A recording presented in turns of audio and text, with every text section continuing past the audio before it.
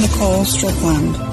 I have been fascinated with the unknown and paranormal realms since childhood. After a profound experience with my grandmother's spirit 20 years ago, I have been on a quest to observe, study, investigate, and communicate with the afterlife and beyond. It's been an ongoing journey of exploration and discovery, one that has taught me how mortality and the spirit world are forever bonded through the veils of time.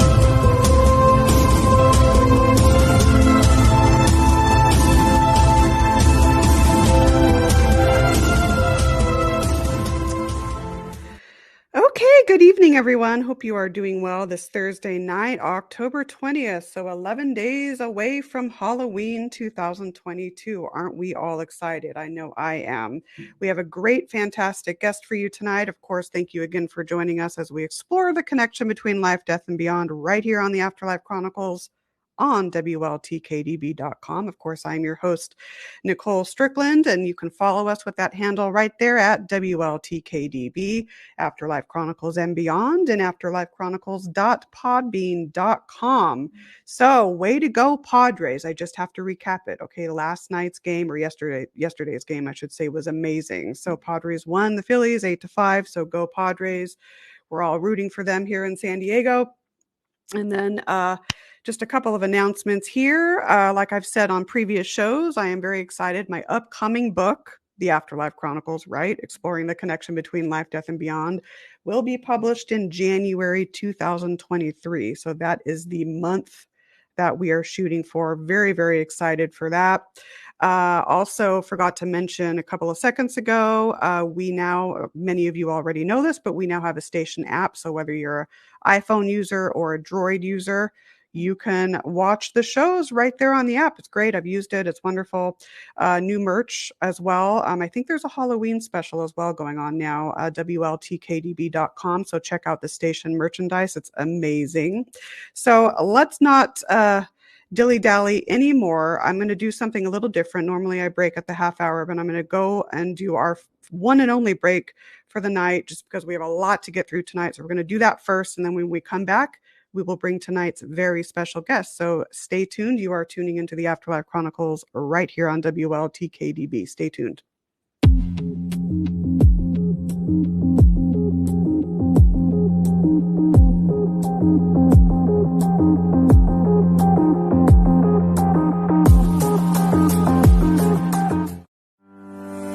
Ellie Weisensel's psychic medium is a medical intuitive that specializes as a body code practitioner. As an energy healer, Ellie offers additional services that allow her modalities to be intertwined with energetic healing. Within your subconscious lies information that knows everything about you and why you deal with specific conditions. The subconscious can be considered the blueprint to your entire body. With Ellie working physically with your subconscious mind, we detect what negative emotions are trapped and where they are stored within the body that is causing you your emotional and physical pain. This work is designed to remove imbalances and correct them energetically, getting to the root cause of why you have your condition, to help balance your body so it may heal itself. Your body is infinitely wise and wants to be in balance. The body code is not only gentle for humans, but it is also a gentle process to help animals.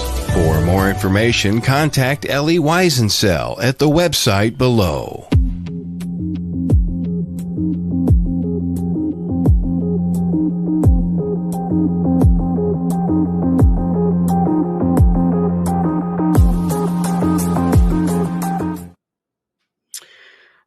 5 minutes past the hour here, 6:05 p.m. Pacific time. You are tuning right back into the Afterlife Chronicles right here on WLTKDB.com. I am your host, Nicole Strickland. We have a fantastic guest for you tonight, Natalie Zett, writer, actor, musician, photographer, an amazing all-around story. So I'm really looking forward to getting her on. In fact, let's bring her on right now. Natalie, how are you doing? Hey, doing great, Nicole. Good. I'm Really so good. glad to. I've been really looking forward. Ooh, I just scratched my mic with my pencil. Oh no. Hello. Let's Oh not do no. that.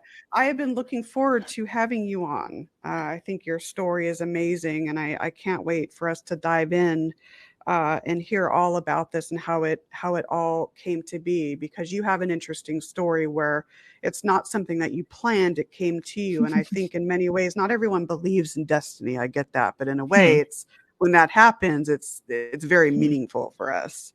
So let's go ahead and start out just with, how this all started for you and your, I forgot to advertise your website too, flowerintheriver.com, guys, which is the title of her book as well. So flowerintheriver.com, amazing book. I can't wait to read it myself.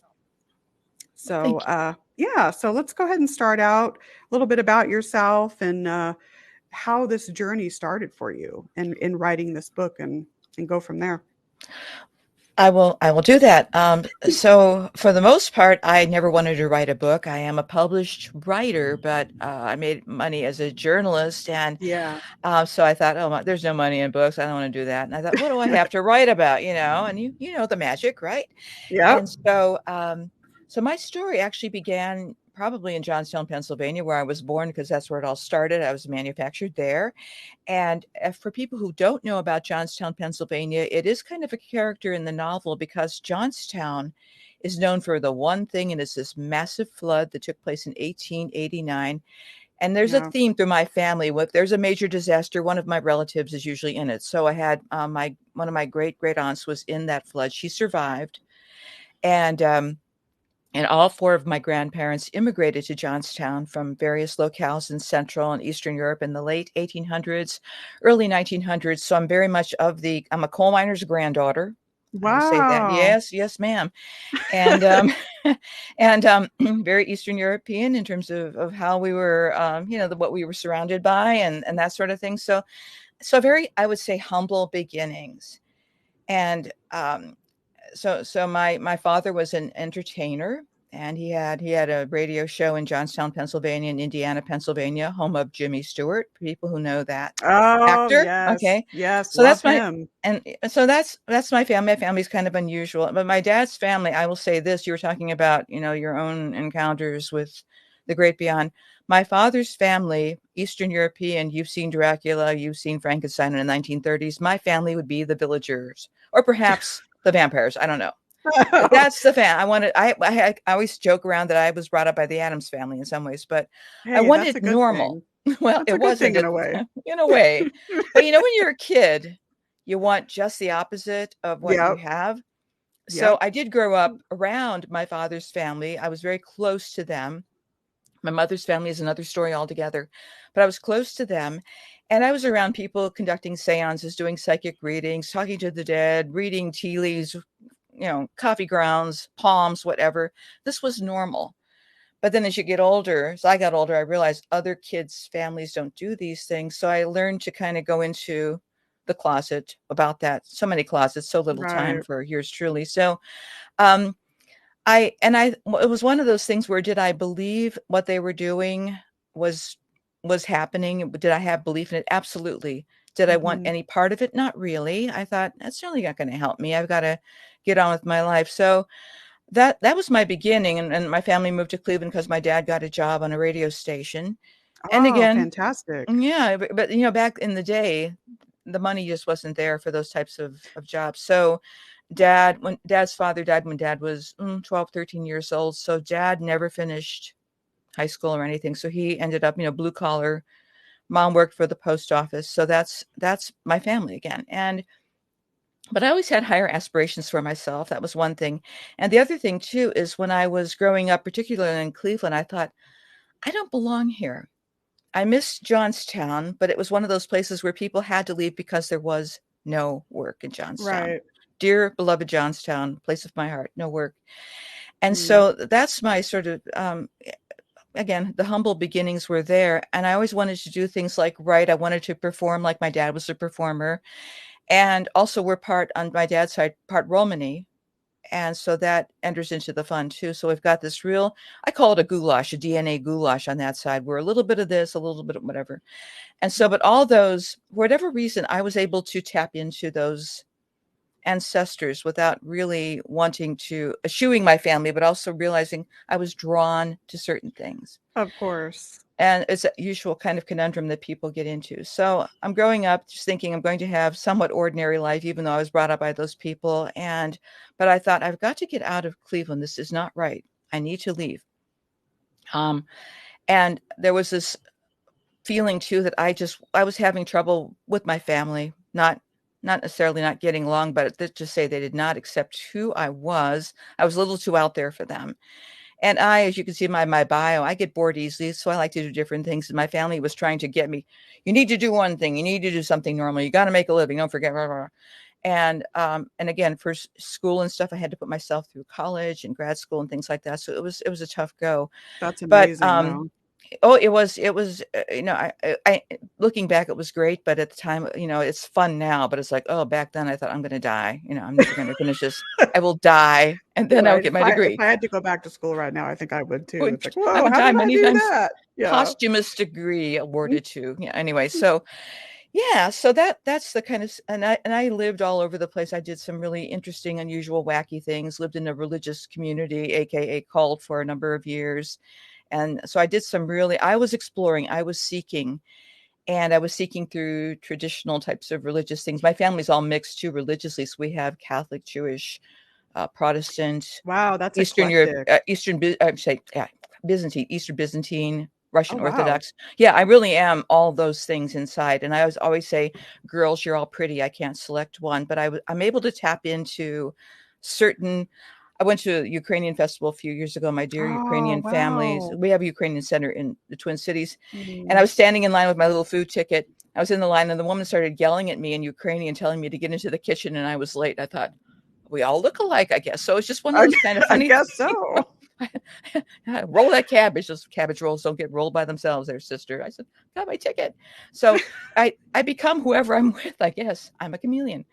But that's the family background. Again, I was always writing. And again, living, and I moved to the Twin Cities over 30 years ago to attend school.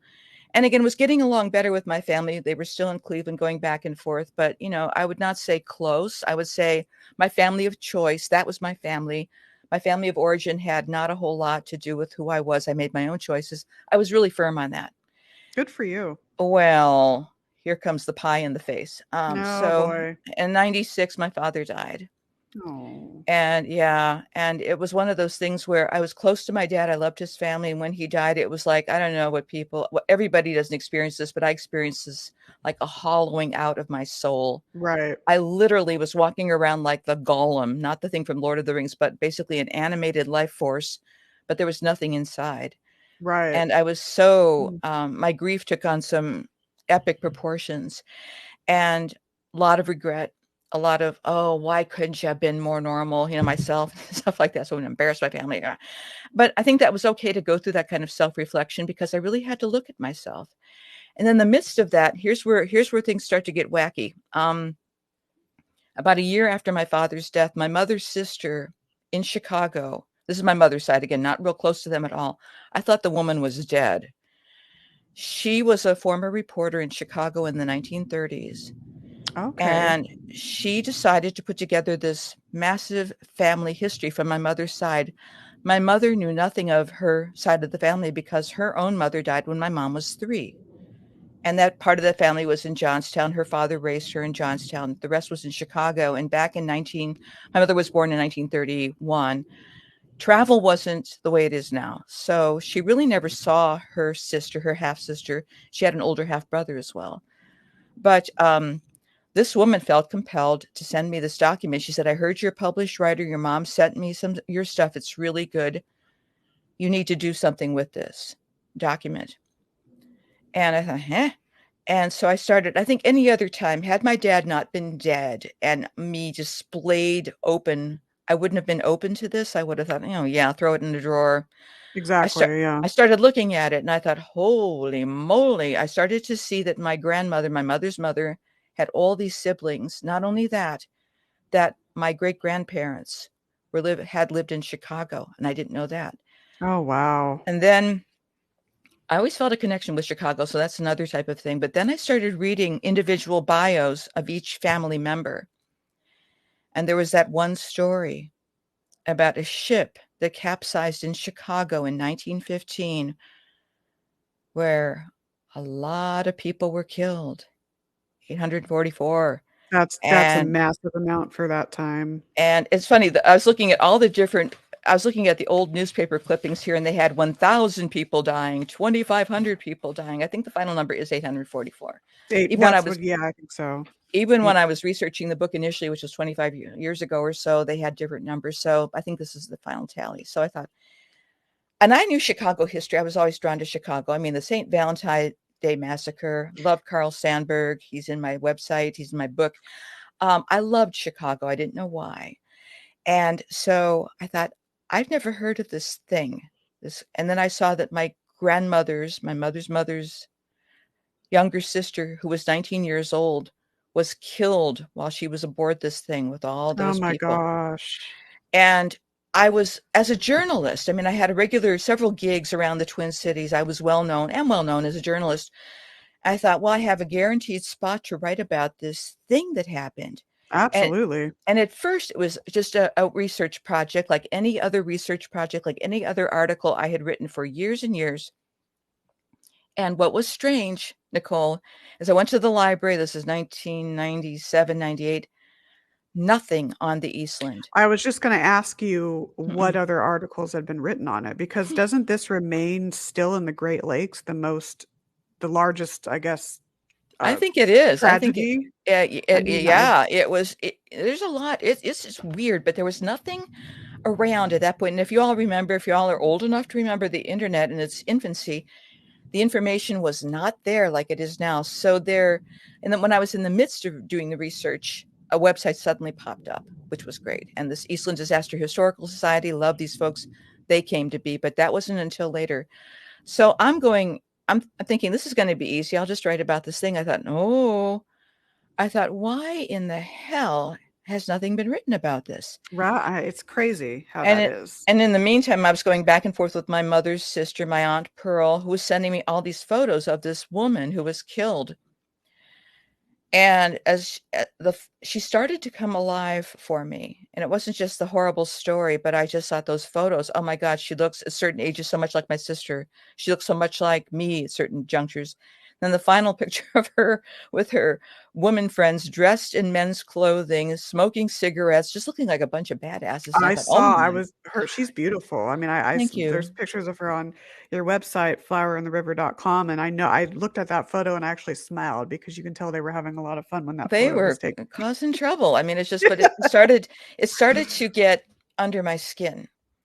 Yeah. And I had never had anything about my family connect me like this before. And I thought, ooh, something else is going on here. But I committed to writing an article about this, but I was just not getting enough information. And I wasn't satisfied with the article. I was taking scraps and I wanted it to be as honest and true as possible. So I thought, right, I needed to go to the cemetery in Chicago. So for people who aren't from the United States or who don't know the geography, it's about 6-7 hour drive from the Twin Cities, kind of southeast. Well, I mean, I get lost a lot, so I sort of, for me, 25 hours. But I mean, basically it's about a 7-8 hour drive. And I thought, well, I'm going to make a long weekend of it. So I thought I'll spend part of the time in Wisconsin, drive down to Chicago, find the grave, and I don't know, maybe but I wasn't sure of the questions I was asking either. I was like, right.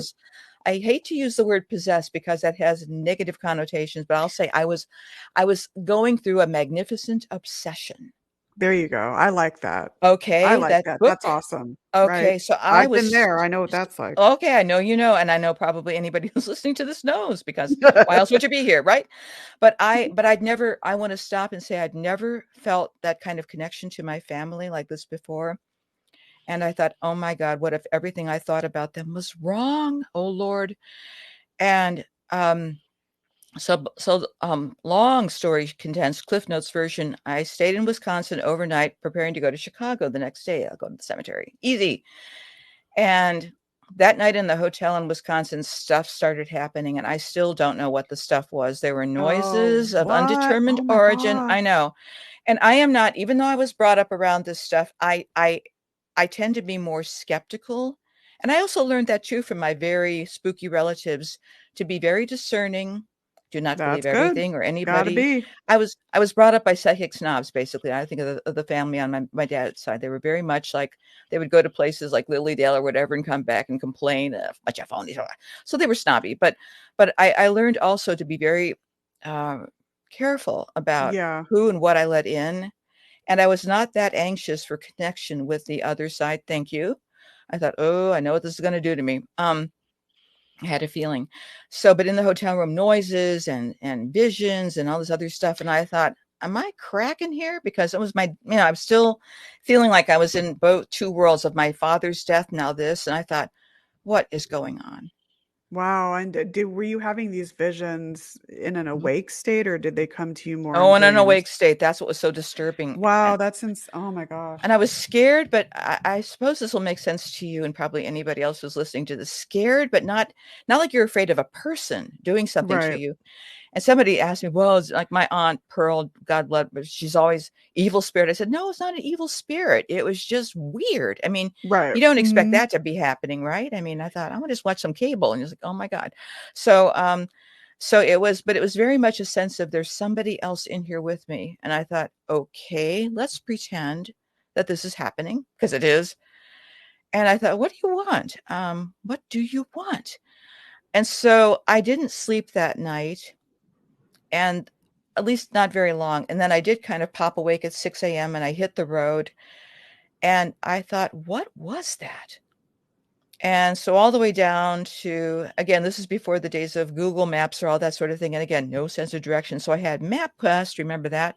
I Oh, was trying, yes. I was trying to find the cemetery, and I had a really difficult time finding it. Finally did. And when I looked at it, I thought, oh my God, is it going to be open? It was Labor Day weekend. It was open. It was massive. It is massive. It's Bethania Cemetery on Archer Avenue. Oh, yeah, I've heard of it. Well, you probably heard Yes. of Resurrection Cemetery and Yes, I've been Resurrection there. Mary, our I've been neighbor, there. right? Yep. Okay. All right. Mhm. So it's right next to that. And Wow. the problem was, I parked my car and I thought, I didn't know where the grave was. I didn't know how to find it. And there was nobody in the office, nobody anywhere. And I thought, oh my God, it's huge. So I thought, well, Natalie, you drove all this way. Let's just start walking. So I went up and down and up and down. And it was really hot.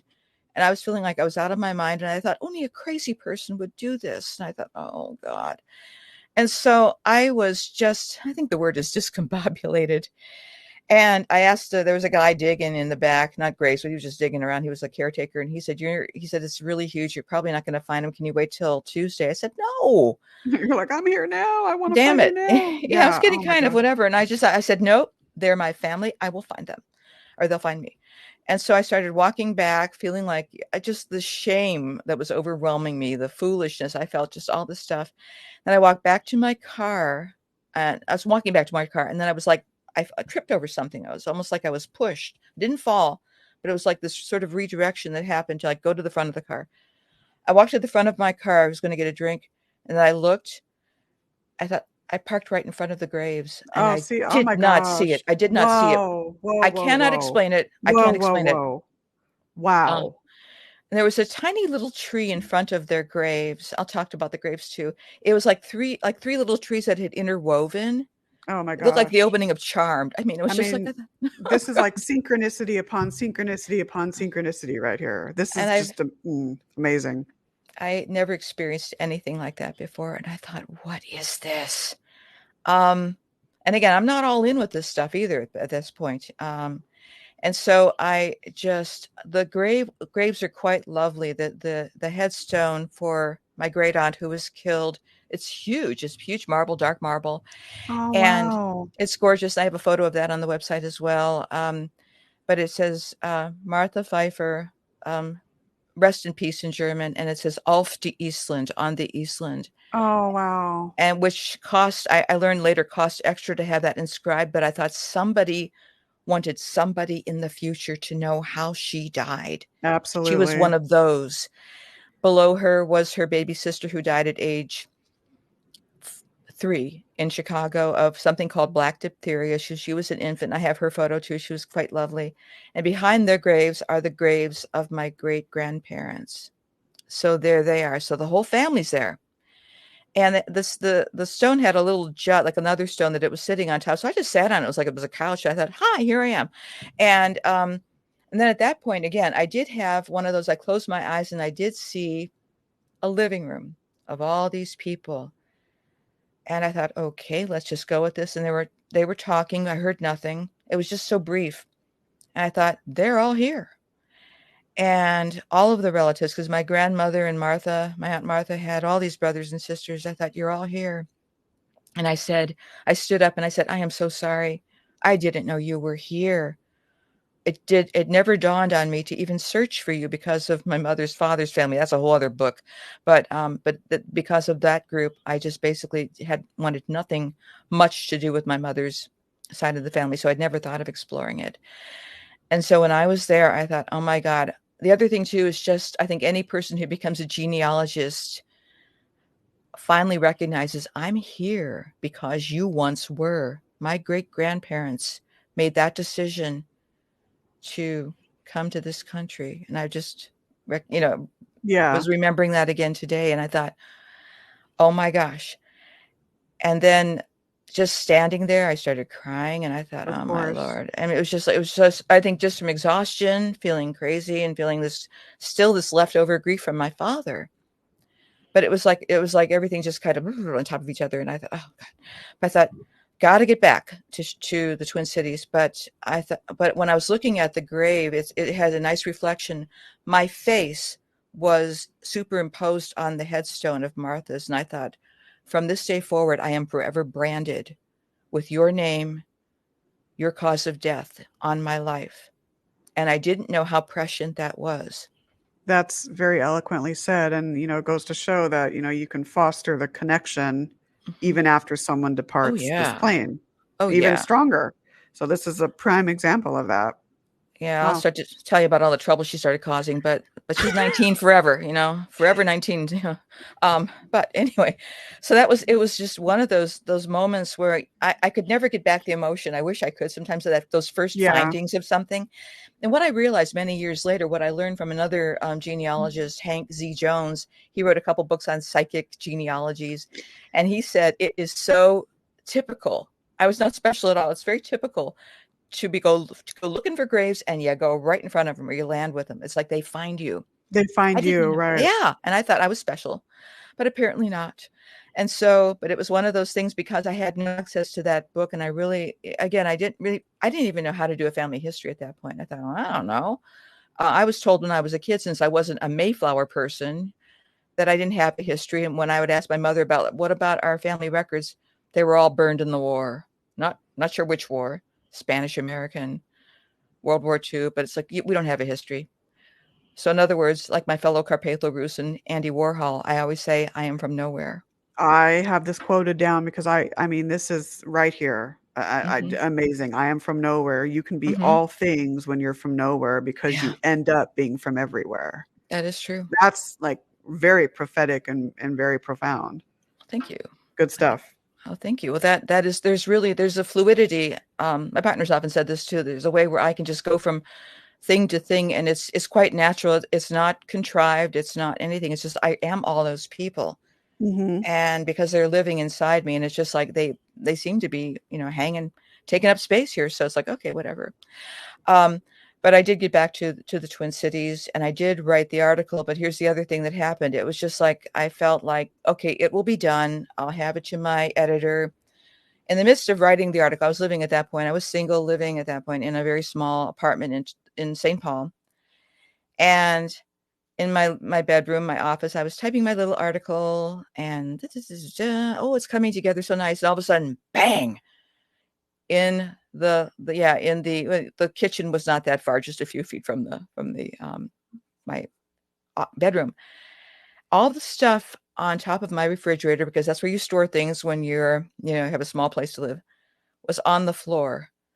St. Paul is not on an earthquake fault line, as I often Yeah, say. not like us out here. No way. No, not like we're not San Diego. No. A lot of my relatives relocated to San Diego, by the way, and all the stories about the earthquakes. Oh, yes. We just had Yes, one a couple ma'am. weeks ago. Yep. No. Mm-mm. Well, that was quite traumatizing.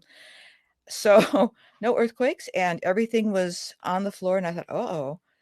And at first, okay, I picked everything up, put it back on the refrigerator. I thought, I'm not sure how that happened, but I kind of knew how that happened. But I thought, no. Deny. So I went back into, kept writing. Maybe 15 minutes later, same thing. More stuff was thrown. Interesting. And then I thought, oh my God. Then I thought, I wasn't sure what I thought, to be honest with you. I was just almost like an automaton at that point. So I threw everything on the refrigerator and I stood there. I thought, don't you dare. I was getting Were you pissed. on a specific theme as when you were writing when those two just finished? Just finishing, talking about the cemetery, talking about everything. No. And then after the third time it happened,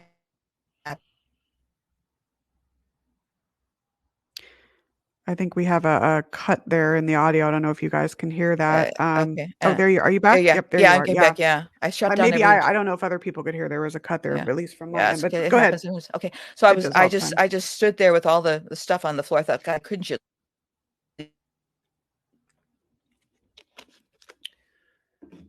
So there's another cut there in the audio. Oh, there you are. Sorry. Well, yeah, I'm sorry. It's just yeah, no worries. You've been rebooted. Let me just. I have everything don't worry shut about down. it. I have It no happens. browsers Don't on. worry. Anyway, so okay, Martha quit playing with the stuff. Anyway, she's a trickster.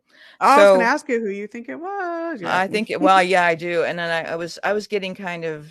I thought this is just getting so weird. And when I was really kind of scared, and I thought, who can I talk about this with? Nobody. I thought, I'll call my mommy. She was in Cleveland.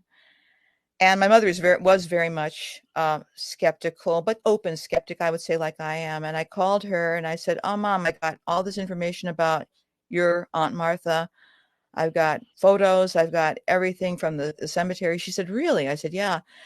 And I got some rocks. I'll send them to you and the pictures. And I said, I think I bought something else back from the cemetery too. She said, well, what's that? I said, Aunt Martha. Oh, wow. And she said, she listened to me talk a little bit. And again, she said, and I was telling her about the stuff that was happening. She said, well, I didn't want to say anything, but after your dad died, stuff like that started happening in the house as well. Oh, wow. Interesting. We experienced some of that. So I said, well, what am I supposed to do? She said, well, I don't know. She said, she's not going to hurt you. She said, she's just, whatever. And she hung up, which is typical because my mom, the emotion of it was hard.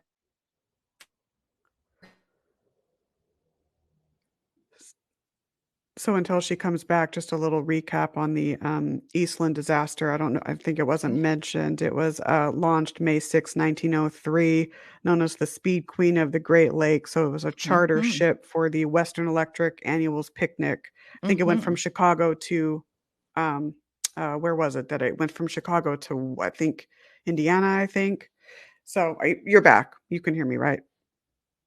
Yes? No? Okay. That's weird. I've never That's had this. so bizarre. Yeah, no, I don't think it's. Yeah, maybe don't worry about it. We'll just play with. Should I No, stop? just keep. Okay, Yeah, keep just talking. keep going with it. Yeah, okay, just all keep right, going keep with going. it. Don't worry about it. Yes, this is true about the Eastland. So here's the kicker. We didn't know the Western Electric Company annual picnic is why that ship was. I'm jumping around. Why that ship was there to begin with? They were supposed to. These were for this excursion was for the employees of Western Electric, which was probably the Silicon Valley of its time, or whatever, Microsoft, because it employed so many working class people in Chicago. They made telephones. They got into sound. In terms of the early motion pictures, they were into everything, cabling. There was nothing they didn't touch.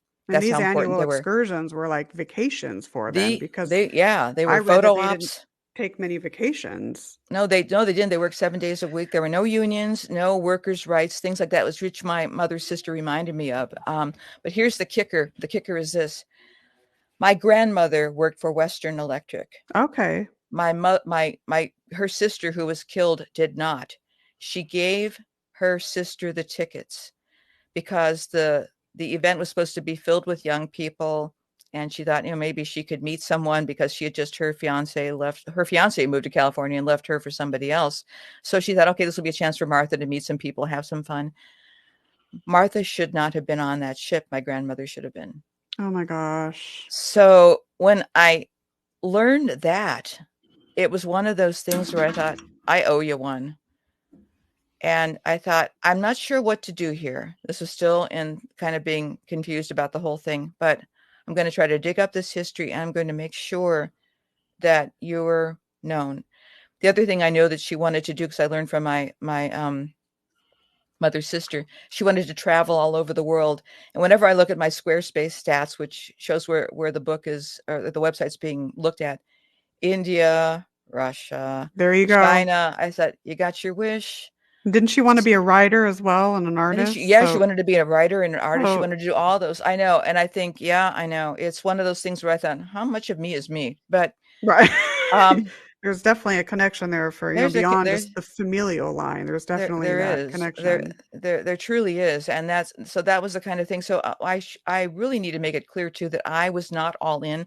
I was not a believer. This stuff was actually, I was experiencing it. I didn't know anything about after death communication or anything like that. And I started researching like crazy. Yeah. And the other thing I want to go back to, and I do jump around quite a bit. When I moved to the Twin Cities, I moved here because it was original. I didn't know anybody from here. I certainly wasn't related to anybody that I knew of. And when I got deeper into my aunt's document that she created about the family history, I was seeing these other names and locations of my great-great-grandmother and her children. They relocated to Western Wisconsin, just across the border from where I was living. So in other words, about an hour and a half from where I moved. No, that's close. And so I moved up here because, oddly enough, it felt familiar.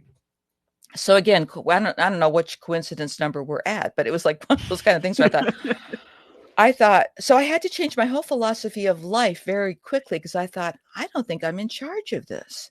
Exactly. Yeah. Some divine, something bigger than something you was going on. Right. And I thought, I followed this woman. So Martha, my aunt who was killed, was born in Johnstown. I was born in Johnstown. Her family moved westward. My family moved westward, midwestward anyway, Cleveland, Chicago. And then the other branch of that family, which is the Wisconsin people, that would be Martha's grandmother, and aunts and uncles moved up to Wisconsin. And I've since, when I was researching, I just didn't know what to do. And there were people that I met that had remembered the Eastland from that family. They've all passed on since, but I did meet people who knew of the disaster.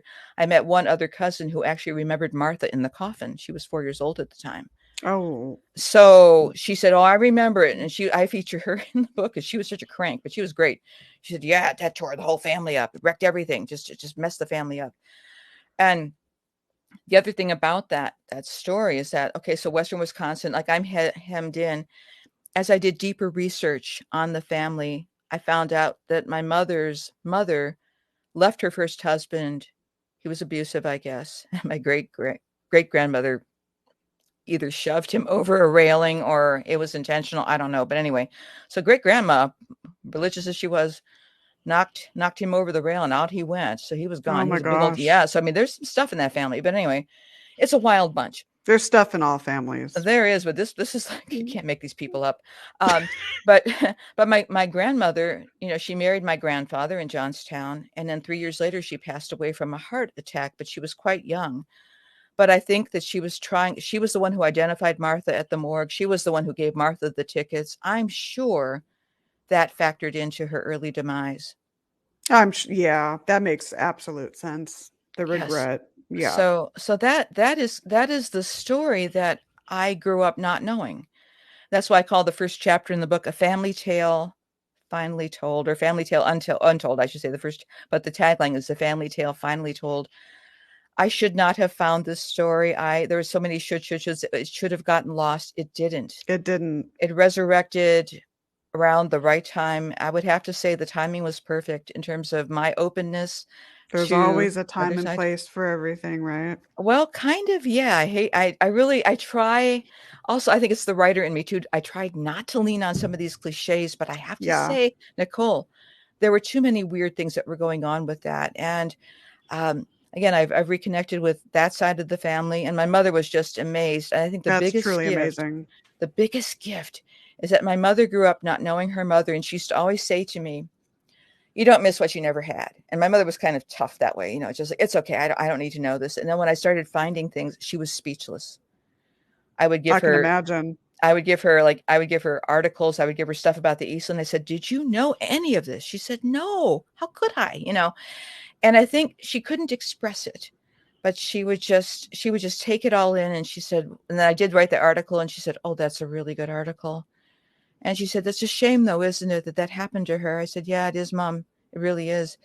And I said, "I have to wonder what would have happened had they not made that move to Chicago. I mean, if, but I do wonder, Right. had they moved to Wisconsin, whatever, but by certain choices we make, it's like a domino effect. It is absolutely a domino effect. And I Yeah. think I read on, I think it's the eastlanddisaster.org. I think, was it over 70% under 25 that perished? They were young, and most of them were women, young women. And I mean, my book isn't, the Eastland is a character in the book. It's like something that Stephen King should write about. It's that thing, they didn't decommission that sucker until like the 1940s. They kept resurrecting it. But it's not really about that. So many books have been done who are by people who are really excel at maritime history. That's not what this is, but it's a character that starts the explosion of this domino effect that carries the trauma that carries from generation to generation, even if you don't know about it. I think the biggest thing is when you don't know about it, you start acting in weird ways. You don't know why you're like, I was afraid of boats when I was a little kid. I was not afraid of anything. I felt compelled to move up here. I love Chicago. But the other aspect of it was, I think through writing the book and through, my mother was one of my biggest critics because she was such a good writer herself. And she would read the chapters. And I think she finally got to see it 2 weeks before she died. The completed book. Yeah, I didn't finish the edits. I got it out because I knew she was going. It's like she was in hospice for a couple of years, but she got to see it published at the end of December. She died mid-January. And she said to me before she died, she said, "Well, I hope I get to see that damn book before I croak." And we have this gallows sense of humor in the family. That's how we cope with a tragedy. Sounds like tough exterior, but yeah, it was just sort of situation. It definitely. And I thought through that process, I don't think a person, when you do something like this, you don't know what you're doing. I mean, I went through the motions, and certainly even since she died, I mean, it was the release of the book. My mother dies. It's been very hard for me again to occupy my body at this point. It's just like, I'm only now figuring out, oh yeah. Why are people interested in this? I mean, I did not write I independently published it.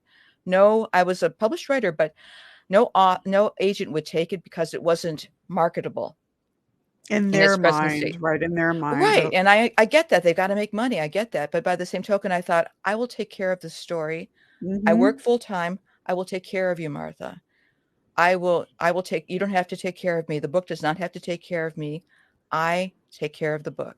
And it sounds like she was guiding you as well as your family. A lot of like guidance from beyond, it sounds like. Feels like, and it feels very natural. But I would have to say at the time, it was very disconcerting. I mean, the stuff on the refrigerator, that business stopped. But I would have to say for at least 2 years afterward, as I was getting into the story and putting pieces together, because remember, I knew nothing about how to do a family history or genealogy, and ancestry was not affordable to me back then. And they didn't do the DNA testing back then anyway. Right. And I started accumulating what I thought was a long article. It turned out I had thousands and thousands and thousands of words. I thought maybe this could be a book. I don't know. But in the midst of funny how that works out. I mean, an article that wouldn't stop. Yeah. And I had everything, but it wasn't. Well, here's what happened about 2000, 2001.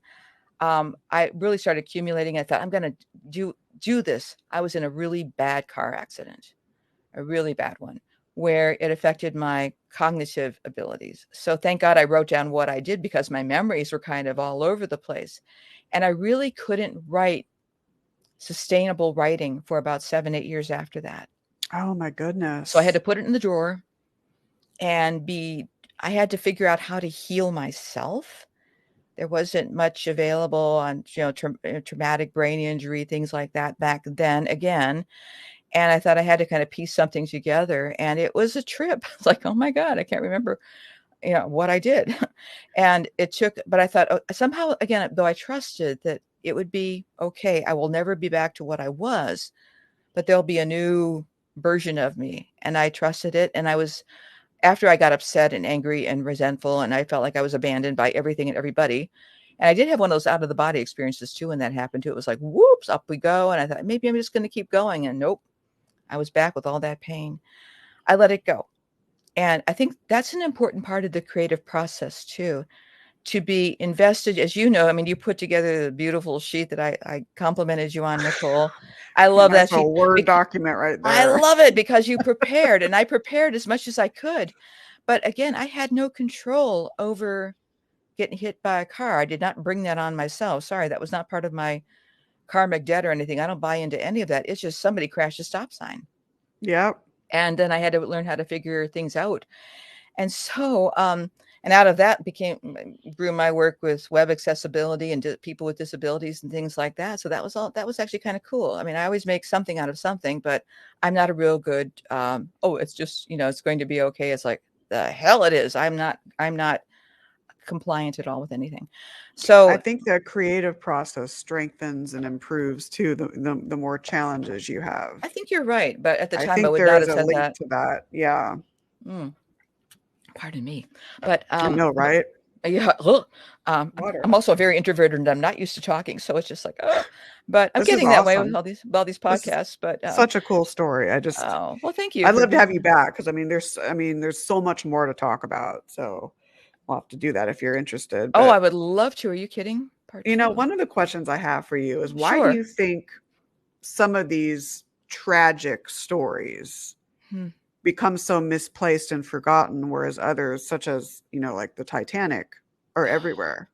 It's really, even if I had the answer for you tonight, I'm not sure it would help anything. But I think, honestly, the class of the people has a lot to do with it. And I don't say that I'm some downtrodden Eastern European person, but I am an Eastern European person. And I know the way we are the villagers in the Frankenstein movies. Okay. And we are, we're swinging to the polka and all this other stuff. And we're considered the laborers. We're considered the blue collar people. We are the dispensable people. I mean, I look at some of the history. My grandfather, my dad's dad, was in a terrible mining accident, and it nearly cost him his leg, and the gangrene that consumed him the pain was so horrible, he hung himself.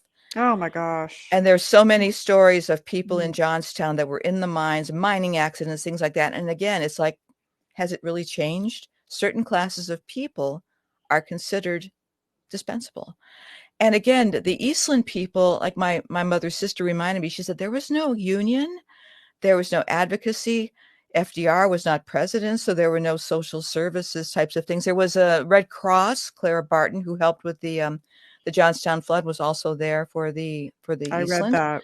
Yes. And I've got the transcripts from those records, which was really helpful for our family. So they got some money from them. They got some money from a disaster society that was formed. Actually, there was some debate about whether people got money or not. So there were so many families that were affected. But again, like my aunt said, she said they couldn't go and riot in the streets. They had to get back to work. They would have starved. And at the time of my aunt's, when she died, she was one of the sole supports for her widowed mother because her own father had died, who was a blacksmith. Again, another blacksmith laborer 14 months before. So they had to just perhaps many of them drank their way through, but they just got through it. And again, did the trauma revisit all of them? Yeah, my grandmother's and Martha's youngest brother got involved with the Dillinger gang. He had to get out of Chicago, ended up in northwestern Wisconsin, not too far from here, and married a Native American woman, settled down, and became one of those salt of the earth kinds of guys. But again, they were just under siege. And they didn't talk, especially the guys, they didn't talk about emotions. No, Let's hit each other or whatever, whatever. And smoke, drink, whatever. And so I think a lot of it has to do with the class of people. A lot of it has to do with the fact that it was a big corporation. Carl Sandburg's Eastland poem, which I think might have been banned now. I can't find it anywhere. I read it earlier. I found it on Google. Oh, did you? Okay, great. Yeah. Great. I'm glad. I had a hard time relocating it, but I put it in my book, but it's really a scathing. It's not just about the Eastland, but he's talking about, I see dozens of Eastlands on the way to and from work, but he was talking about the state of the working class in America at that point. Unwanted children, back alley abortions, things like that. Has anything changed? I mean, it's just this type of thing that he was just relentless in his indictment of these corporations. And I think your And theory applies even to incidents today. today, That's that's it the just is thing. It repeating itself. repeats, and it Yeah, infuriates me. I thought, my God, here comes the Eastland, exactly. Yeah. And people without a voice, people who don't know. Again, many of the people, the employees of Western Electric, like my family, the children were fluent in English, but a lot of times the parents, the older generations, were not. Even my family, the ones I grew up around, who were from the old country, they didn't bother learning the language. Why bother? The kids will translate for you, So it's that type of thing too. So it's a language barrier. It's a lack of social services. I mean, there were things like Jane Addams' Hull House and settlement houses and things like that, but that didn't necessarily reach everyone. So they just had to carry on and deal with what it was. So I think that's part of it. But the one thing that the Eastland had that the Titanic did not have, there was this incredible Japanese American photographer on the scene to photograph the event. Oh, the Jun photos Fujita, are, aren't they yeah, amazing? they're absolutely phenomenal. I mean, hard to look at some of Hard them, to don't get look me at. wrong, They're but they're wow. but he did. Oh, I mean, I think he was the main photographer, and he went. The other thing I should mention too is in the book, but it's worth mentioning, is that they didn't know where to put all the bodies. So Right. there were all those people, and then we had the injured and things like that. So some were kept in the Reed Murdoch warehouse, which is still standing today, but the others went to, guess where? The 2nd Regiment Armory, Which is aka Oprah Winfrey's Harpo Studios. Studios. Yep. So Oh, and it makes me wonder if they've had I heard that incidences they in there. had. I heard Oh, that there they you had, go. Yeah. even though it's McDonald's headquarters now, which just seems so wrong. But oh, what are Oh, you going to do? yeah. I know it is. Why? It's but I saw it when it was Why? Oprah's. I know it's like but it's still there. I mean, and in terms of, people have asked me, did you feel anything at the disaster site? Because I've been there many times. No, where I felt the vibrations and where my friend, who was my photographer at the time, was feeling the vibrations, was in front of the house where my great grandparents and Martha lived. That makes sense. That house still stands, and it was just like people were touching us.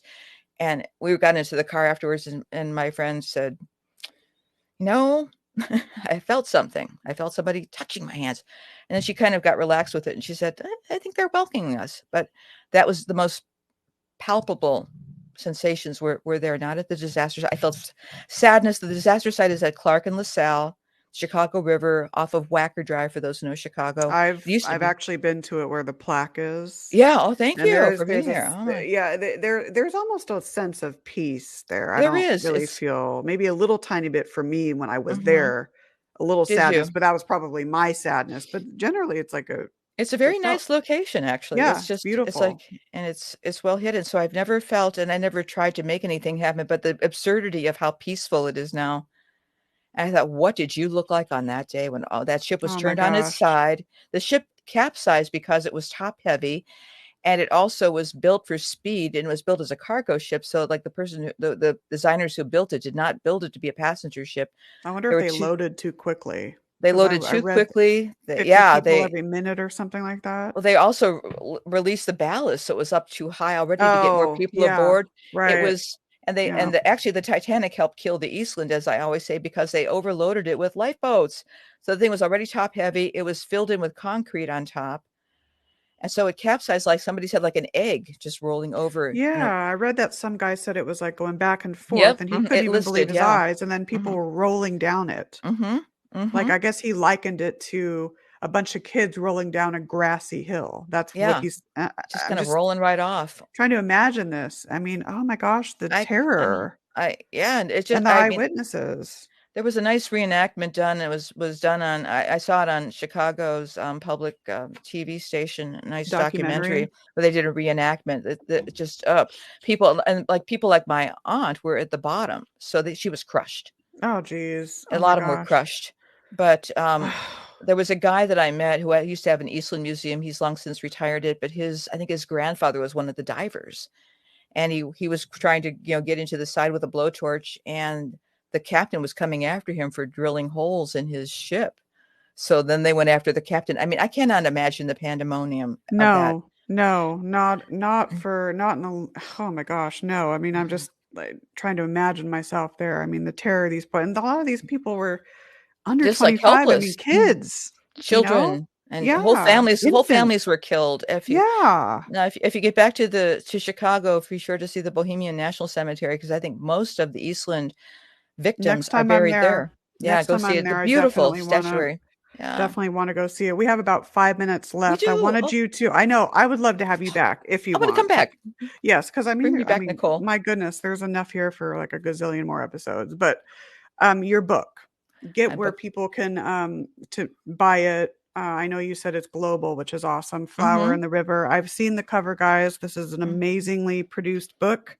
So Oh, thank please, you. please Thank get you. yours. I can't wait to read it. So, but anyways, yeah. Sure. Yes. Few minutes left. Talk about the book, where people can get it. Sure. Anything else you want to share, and then we'll Sure. have you Just back for sure. you can go to my website, www. The name of the book is Flower in the River. Not flowers, but Flower in the River, all run together. My name is Natalie Zett. You can find me pretty easily. I'm on all the socials, so you can find me there. But you can buy it through Amazon. Again, I publish globally, so you can go to Barnes & Noble, any place you want. And my cover was designed by a Cleveland artist. He did the imaging, but the ultimate design was done by a lovely Ukrainian design agency. And before all this happened in Ukraine, but I was so glad to work with. I always have to keep it in the family.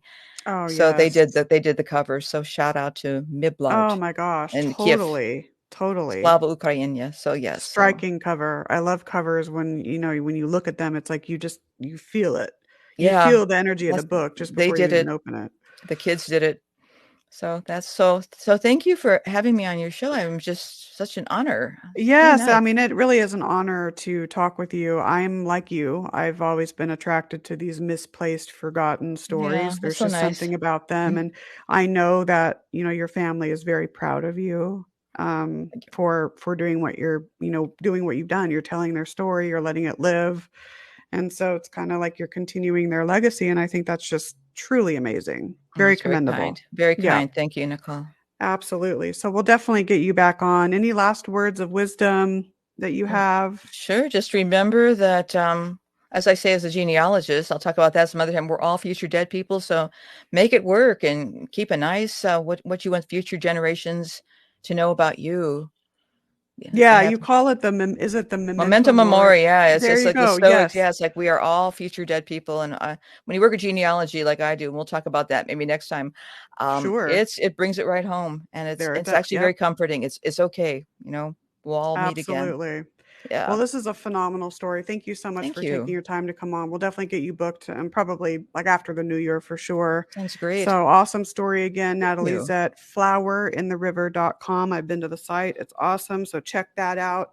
Next week, we have John Davis. And so he is a near-death experiencer, and he has one of the most profound near-death encounters I've ever heard of. So really looking forward to having him on. So thank you again, Natalie, for joining me. I hope you have a wonderful weekend. I hope you guys have an awesome weekend. And I guess that is about it. And we will see you next week. Have a good night, guys. See you next week.